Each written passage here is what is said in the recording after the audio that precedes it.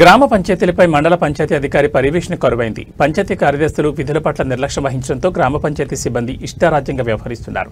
ఇందుకు నిదర్శనం మెదక్ జిల్లాలోని కొల్చార మండలం దుంపలకుంట మార్కెట్లో గ్రామ పంచాయతీ మల్టీపర్పస్ వర్కర్లు తైబజార్ వసూళ్లలో చేతివాటం ప్రదర్శిస్తూ అందరి కాడికి దోచుకుంటున్నారు. కొల్చార మండలంలోని యనకండ్ల గ్రామ పంచాయతీ పరిధిలోని దుంపలకుంట చౌరస్తాలో ప్రతి మంగళవారం వారాంతపు సంత జరుగుతుంది. ఈ సంతకు సంబంధించి గత మార్చి నెలలో తైబజార్ వేలం నిర్వహించగా గ్రామానికి చెందిన జోగయ్య 1,20,000కు తైబజార్ను దక్కించుకున్నాడు.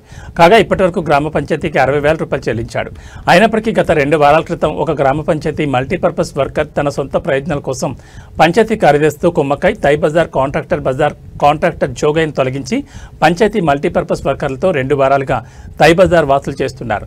దీంతో సదరు మల్టీపర్పస్ వర్కర్ తన తోటి సిబ్బందితో కలిసి సిబ్బందితో తైబజార్ వసూళ్లలో చేతివాటం ప్రదర్శిస్తున్నాడు.